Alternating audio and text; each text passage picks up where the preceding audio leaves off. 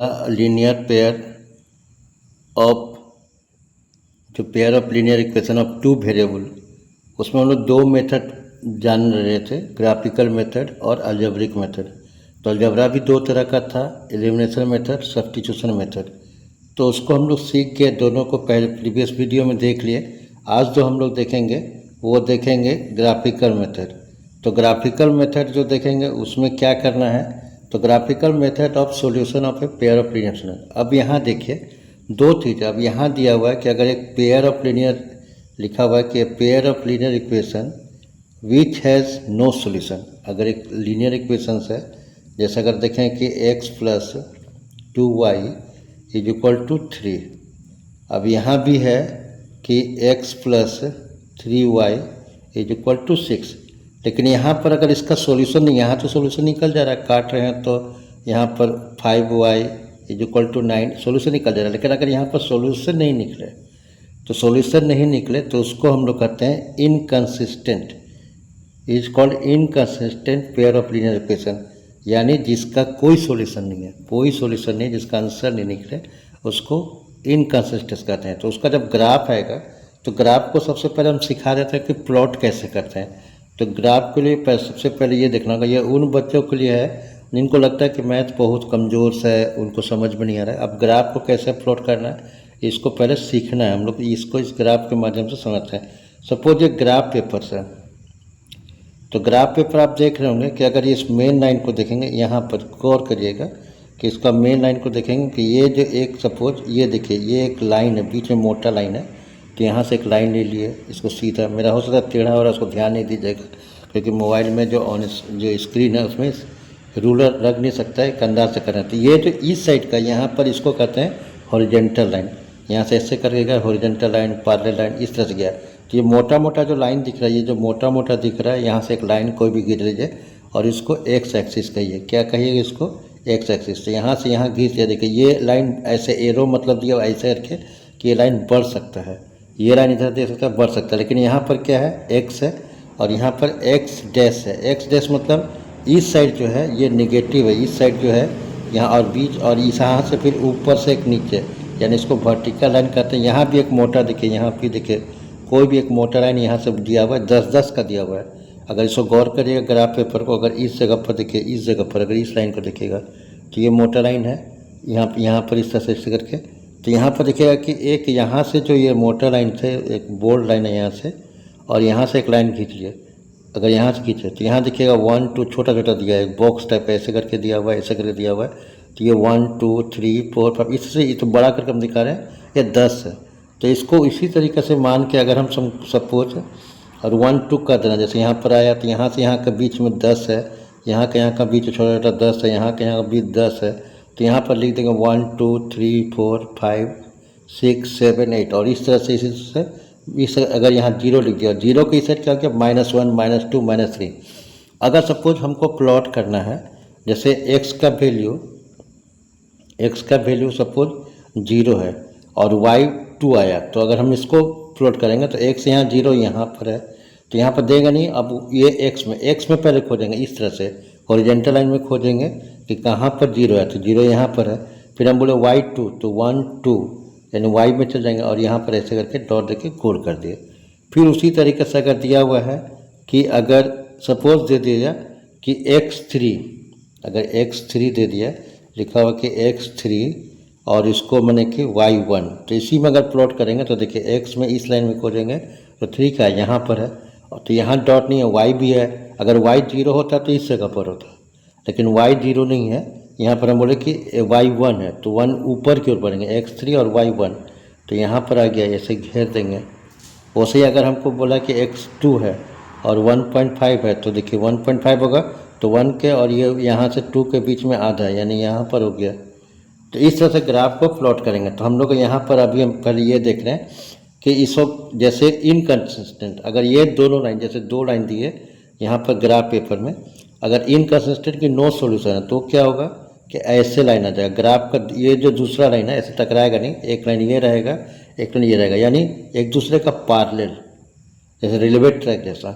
तो क्या होगा कि यानी वो 2 लाइन कहीं टकराएगा नहीं। जैसे यहाँ पर ये लाइन यहाँ से गया एक और यहाँ गया, ये दोनों टकराएगा नहीं, वर्टेक्स नहीं कर पाएगा, यानी पैरेलल होगा, तो नो सॉल्यूशन। ये क्या कहलाएगा? नो सॉल्यूशन, यानी इनकंसिस्टेंस। तो इसी को जैसे अभी हम यहाँ पर हम लोग देखें कि इनकंसिस्टेंस, अब इनकंसिस्टेंस में अगर यहाँ देखें कि इनकंसिस्टेंट मतलब क्या होता है कि जो नहीं पकड़ा रहा है, तो यानी उसको मतलब ये दिखना है कि जो सॉल्यूशंस देखेंगे इनकंसिस्टेंट में, तो ग्राफिकल मेथड में, तो यहाँ पर जैसे आगे हम बता रहे हैं, जैसे ये इक्वेशन है, जैसे यहाँ देखिए ये इक्वेशन है x plus 2y is equal to 4 और 2x plus 4y is equal to 12।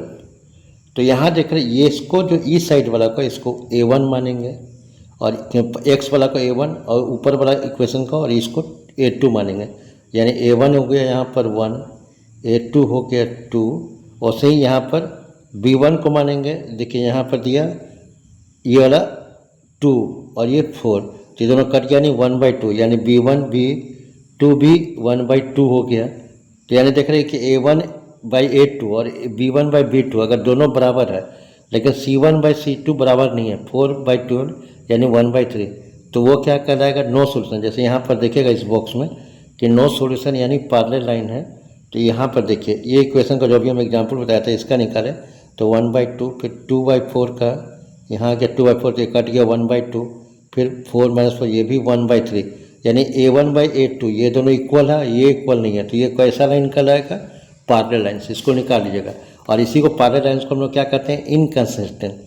अब लेकिन दोनों इक्वेशन टकरा गया, जैसे ये दोनों में है, यहाँ देखिएगा कि 2/4 और 3/6, तो यानी 1/2 1/2, यानी ये भी 1/2 है, कट कर जाएगा, ये भी 1/2 है, ये भी 1/2 है, यानी तीनों जब बराबर हो जाएगा, तो यानी दोनों जो पैरेलल लाइन्स है, दोनों जो लाइन्स है दो इक्वेशन का, ये इसी में मर्ज कर जाएगा, इसी में दूसरा, जैसे एक पहला देखिए ध्यान दीजिए, पहला लाइन जो आएगा ऐसे आ गया, दूसरा जो इक्वेशन का लाइन आ गया ये भी ऐसे आ जाएगा उसी के ऊपर, यानी एक के ऊपर एक मर्ज कर जाएगा। तो इसको कहते हैं कोइंसिडेंट। क्या कहते हैं?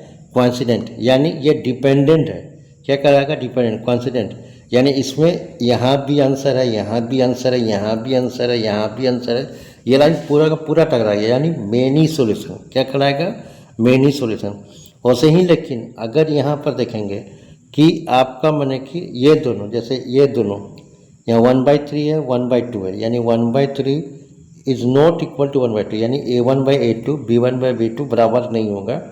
तो जब बराबर नहीं होगा तो इसका ग्राफ कैसा होगा? इंटरसेक्टिंग, यानी दोनों लाइन एक ऐसे गया एक ऐसे, दोनों टकरा जाएगा, यानी एक पॉइंट पर टकराएगा, किसी एक पॉइंट पर, तो एक पॉइंट पर टकराएगा, तो इसको इंटरसेक्टिंग कहते हैं, यानी कोइंसिडेंट। क्या कहेंगे? कोइंसिडेंट कहेंगे, यानी इसका एक आंसर होगा, यूनिक सॉल्यूशन।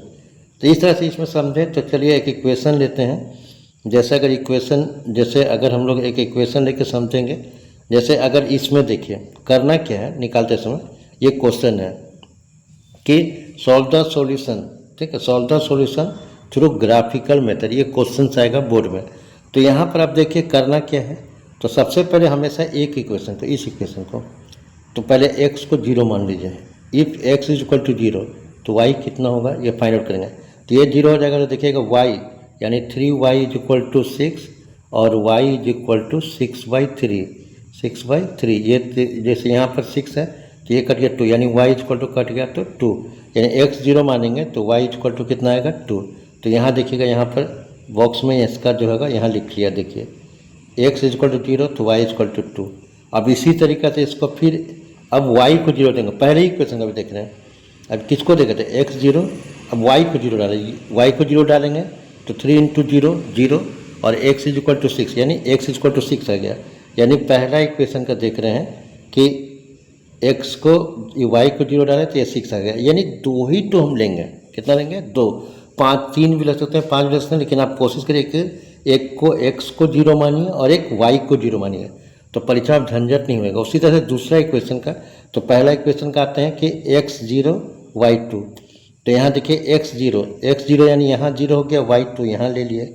फिर दूसरा इक्वेशन क्या था कि x 6 यानी x का 6 आ गया, 1 2 3 4 5 6 यहाँ आ गया, और y 0 नहीं बढ़ेगा तो यहाँ पॉइंट हो गया। अब स्केल लेंगे, दोनों कैसे मिला देंगे। फिर दूसरा इक्वेशन में आएंगे, दूसरा इक्वेशन देखेंगे तो यहाँ पर भी हम क्या करेंगे, पहले क्या बोले x0, तो x0 दिया तो ये -3 यानी 12-3 यानी y इक्वल 12-3 यानी कट गया -4 यानी x0 y -4। यहाँ देखिए x0 y -4, ये रहा देखेगा तो x0 y -4। अब अगर इसमें देखेगा तो फिर यहाँ पर उसका दूसरा लीजिएगा तो y को 0, y0 तो यहाँ क्या हो गया 2x, y0 माने 3 × 0 0 और 12 यानी x इज इक्वल टू 12/2 यानी 6, x इज इक्वल टू 6। तो यहाँ पर इसको देखेगा यानी क्या माने कि x इज इक्वल टू 6 और y ये x इज इक्वल टू यहाँ 3 ले लिया, लेकिन आप 6 ले लीजिएगा -2।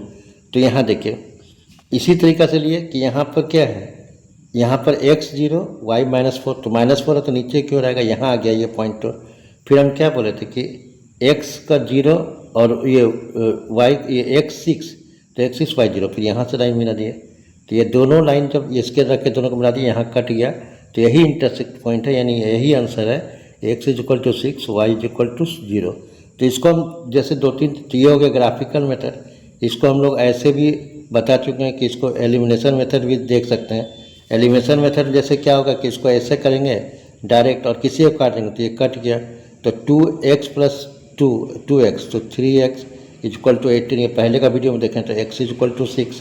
फिर लिखेंगे putting the value of x is equal to 6 in इतना, तो x6 लिखे तो 6 माइनस जैसे x6 लिखे तो 6 + 3y इज इक्वल टू 6। अब यहाँ देखिए 3y इज इक्वल टू यहाँ 6 था तो 6 - 6 यानी 3y इज इक्वल टू 0 यानी y इज इक्वल टू 0, तो यही आएगा। इसी तरह सब्स्टिट्यूशन मेथड भी था, तो हमको उम्मीद है तो यहाँ पर इस बॉक्स को याद रखना है, इस बॉक्स को अच्छी तरीके से याद रखिएगा कैसे क्या होगा, फिर से रिमाइंड कर देना है। और ग्राफ हम कल 5 करके लेके दिखाएंगे और इस तरह से आप इसको 3.1 को बना के दे रखिएगा। Thank you, have a nice.